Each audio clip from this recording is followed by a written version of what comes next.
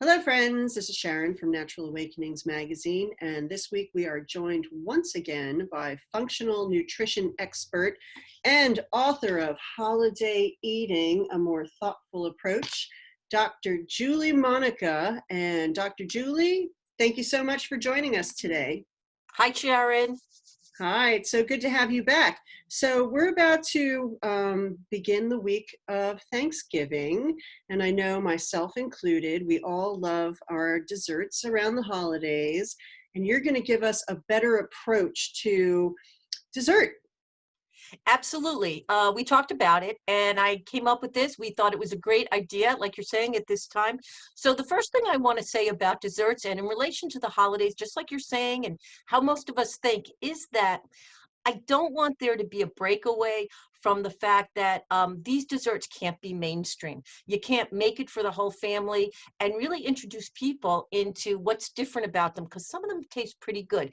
Yep, a little departure. We have our favorites, we have our tradition. And on the other side of that coin, if you will, is that one day that it's Thanksgiving or that it's Christmas, the traditions, that's the day to do it for sure. So I'm not trying to tell people not to do something, but certainly desserts go way beyond the holidays. So it's a two ways to look at how much you want to infold it into your life and that they exist. But certainly they exist at times when we really need them, when we're really trying to um, edit our diet, trying to meet a goal, a weight goal, a body composition goal, gain more muscle, lose a little bit of water and fat. So they certainly fit in. And yes, I'm going to show you some desserts today that absolutely do that. What I did was I kind of chopped it up into three categories, and I think everybody's going to like this. And that is, first, we're going to do chocolate. Okay. So we're going to talk a little bit about chocolate. Then we're going to talk about ice cream. I thought that was a really, really popular one to hit. And then we're going to do like a cake-like thing. Okay. So let's start. Okay. When we do chocolate, people out there, when you're looking for something that's going to fit the bill, it exists. Okay.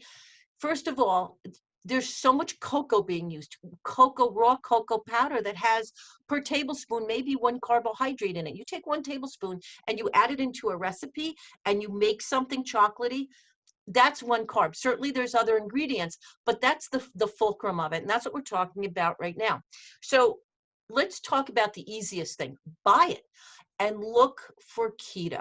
So when I say keto, some people's heads go like this, okay? What do you mean, that whole diet? Do I have to do that whole diet? But I'm not on keto. That's true. Maybe most of my patients are not on keto.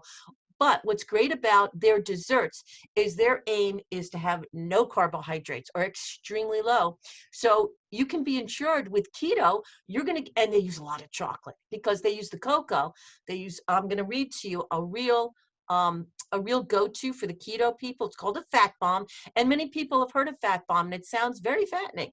So people stay away from it, but it's the opposite.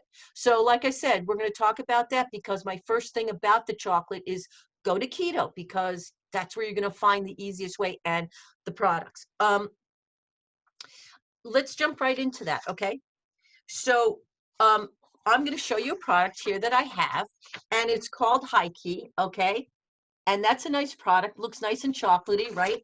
And a serving of this is actually half of this bag.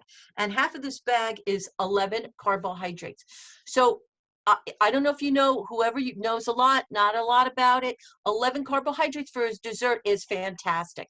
And it's even almost keto oriented. Now, why am I saying almost? Because actually, look at that. They say keto friendly on there. See at the bottom? At this juncture, let me say something. There's a lot of companies out there that have a chocolate item or a chocolate butter item, because remember, the nut butters are very flavorful, low in carbohydrates, high in fat. Okay, they have protein, they stabilize everything out. They have some carbs but not a lot. Okay, so what am I saying be careful of? A lot of companies will slap the name of keto, and they're really not. They've got, oh geez, I read some things. They had 24 grams of carbohydrates in one serving of the type of dessert. I'm just looking them up. Too much, way too much. So watch that, okay? You're either going to know how many you can have because you know your allotment for the day, and you certainly want me to show you one like this that per serving is 11 grams. It's for the whole half of a bag. Now you could do less and then you would get less of it. So this actually I got off of Amazon, and there's a bunch on there, everybody. So to make it easy, Amazon, look for a keto dessert that you think you might like. This is brownie bites, and it's a pretty good one. I did try it. It's not bad. Um, I will tell you, you will run up against some things that are just not even sweet enough to really be considered dessert. That can be a little bit of a hazard, but there's some good ones out there. So that's the first thing. Second thing about chocolate is we're still on the keto thing, because some of you adventurous people, if you want to go out there and make something, let me just give you a basic fat bomb and what the ingredients is, because any ingredients in keto, a lot of them are chocolate, and then some of them just go more to the nut, because the nut butters they use, and they use always, what do you think? Coconut oil. Because coconut oil, zero carbohydrates, and it's oil, and it has that desserty type of kind of panache. So let me give you what a typical, if you're gonna, and when you bake it, you know I'm talking about, it's a par freeze, everybody, or it's refrigerated. It doesn't go in the oven. So the reason I even bring this up is because it's easy. Maybe some of you won't do it, but I want to give you the premise of what you're eating, what you're looking at. So it's coconut oil. To interrupt you for a second, I am going to make it, so I will put the directions below. Okay, so it's coconut oil, it's butter, it's cashew butter, it's Swerve Confectioners sweetener, it's stevia, liquid stevia, it's vanilla extract and salt. Okay. Also, there's cocoa powder, like I said, that's always included. And then there's Lily's, it's a brand name, Lily's chocolate chips. Okay, that all together. Now, you can go on, there's just so many fat bombs that you can go on and online, and you can Google this, but that's what you're going to run into. Okay. Most of those for one serving, they're about the size of, oh boy, a very, very small, like 2 marshmallows together. And that's going to be 4 carbohydrates. So look for that when you're going to make that. Now that's not hard. And guess what? Goes in the refrigerator. Can I ask you a You question? mix it. Go ahead. And you mix it up, and that's where it goes. So that's part of the chocolate fix for people who are really watching those carbohydrates. Okay, here's my question. Yeah. I don't like the taste of stevia. If Right. I replace that with honey, Right. is that bad? Terrible. Okay. Thank you for asking that question, because you know what? That's a great question, because everybody asks it, because it's healthy. Honey, yeah, it's healthy. And so is oatmeal, but they are not, when we're talking about this, we're talking low carb and, body composition plus, and my diabetes type 2, and people who really need to edit their diet mostly with carbohydrates. So as good as honey is, actually, I believe ounce for ounce, it's more carbohydrates than sugar. Yeah, Okay. if I'm not mistaken. Thank I you. have to look, so somebody can look that up. I believe that is how it goes. Because think about honey. It's this goopy, thick, right? And sugar's granulated. Think about how intense it is, how thick it is. So I Yeah. believe that's how it goes. So Okay. the other thing I wanted to say was, yes, I already said it. Watch out for those products that claim keto. Don't grab it off the shelf. Turn that over. Always read those labels, okay? Um, and the last thing was, I just wanted to mention, there's a book out. It's called Keto Fat Bombs 100 Plus. So you could kind of look that up. It's also on Amazon, I believe, and you can open those pages and look at the ones that you like, maybe more nutty, maybe more chocolatey. So that's really a good, if people didn't put that together, keto chocolate, it's going to fit the bill. Okay, let's move into ice cream, okay? So the reason I picked these, I have to tell you, is because I have experienced, and it wasn't like I really had to look, but I had to share, because I'm bowled over of how many ice creams now have become low carb.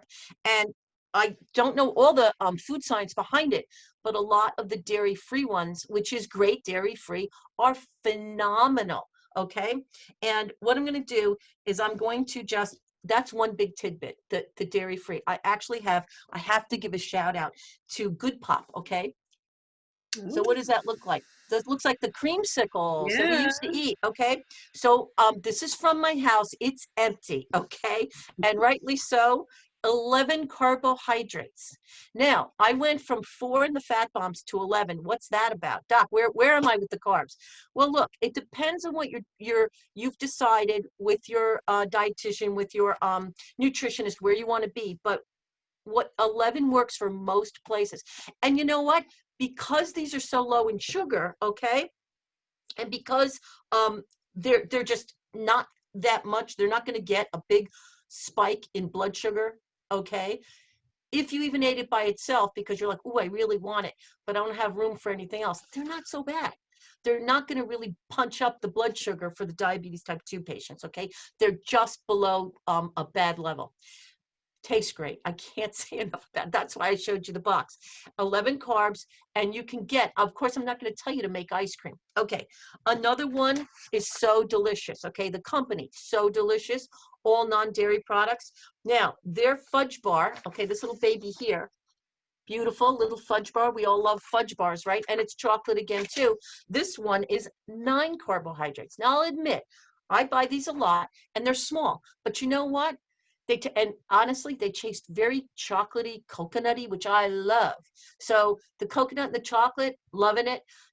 9 carbs, fantastic. You can get these in a lot of places. Just look, you probably passed it and said, oh, it's ice cream. It's non-dairy. Yuck, non-dairy ice cream. Ooh, please try it. They're fantastic. You can get them in so many places. I wouldn't, know where to start. Of course, I find everything I need in Whole Foods. If you want to start there, that's a good thing to do. Um, next, I said I was going to talk about a cake-like thing, and I have to admit to you, I'm going to look at a picture right now. I'm going to share it with you. Really, what I was talking about is, and I'm going to show you something my patient sent me, because I have my patients. Isn't that beautiful?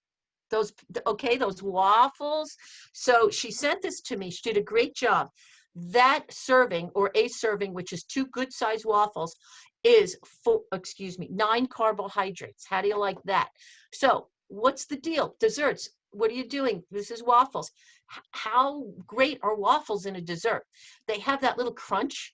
The idea is, I'm going to tell you how to make them in a minute, because you have to make the waffles. You're not going to find them anywhere. She made them, and I said, you have to send me the picture.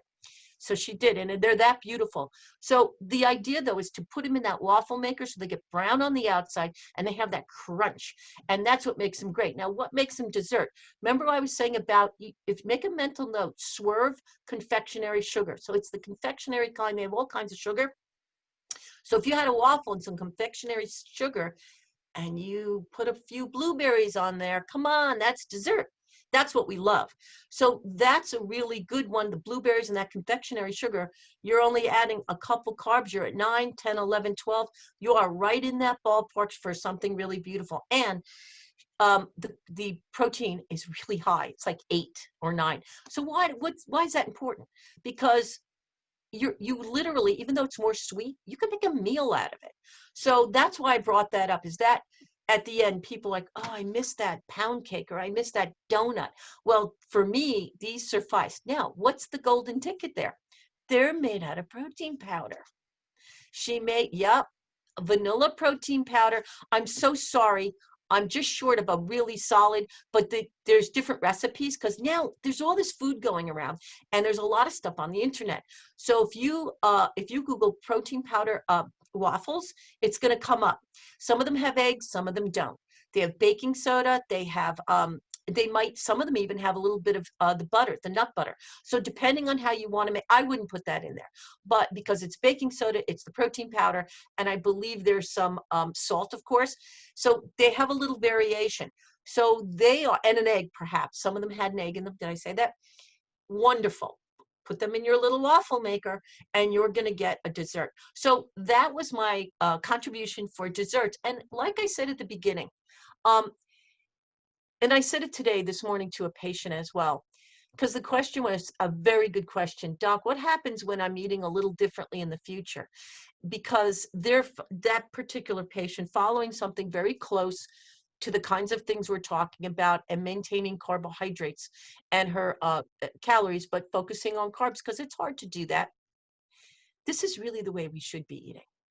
to eat the types of starches that really contributed too many carbohydrates, the white buns on hamburgers and the cereals, they're really not whole grain, and the bran muffin that we see in a store that's about yo big, and it's really full of sugar, fructose, and all these syrupy type sugars, and a little bit of bran, and it's a muffin, and it's mostly sugar. You know, somehow in our heads we think that's healthy, and it's not. Even oatmeal, a lot of people say they eat oatmeal, and I come to find they're eating oatmeal that's prepackaged, that has maple syrup in it. Not so bad, but the problem is, if you have an objective to cut out uh, carbohydrates and watch that, that's not good. Like the honey, these are maple syrup and honey, natural foods, good foods, but to reach your objective at this time, not so good.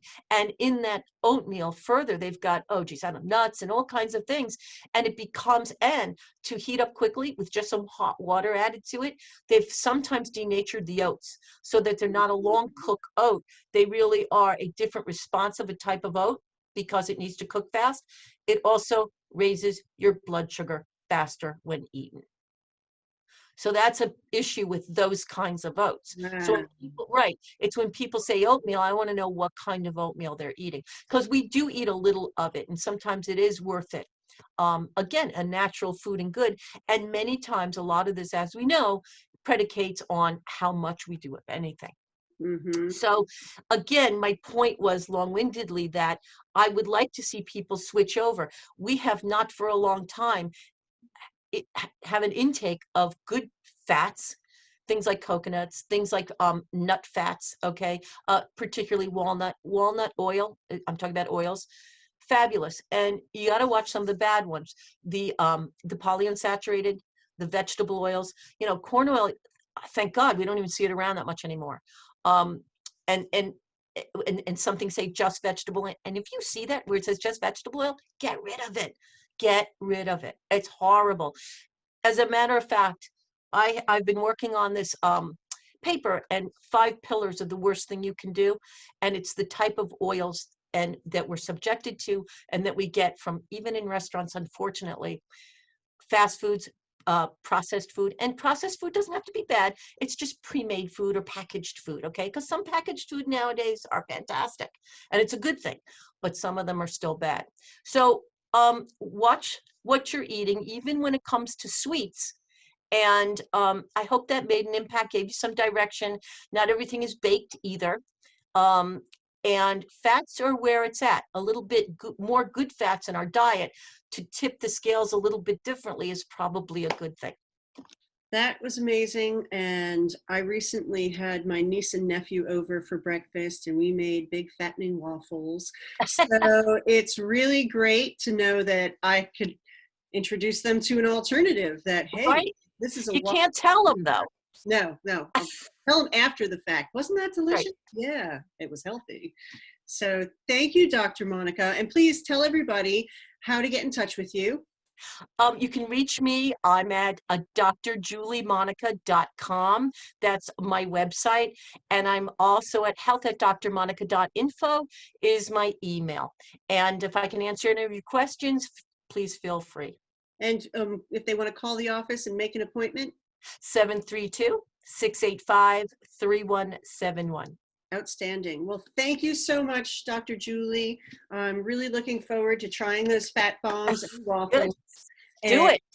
I'm going to. You gotta let me know how it is. I will. And I appreciate your time today. Thank you. Have a wonderful Thanksgiving. You too. Thank you. See you next week. Bye-bye. Yes. Bye.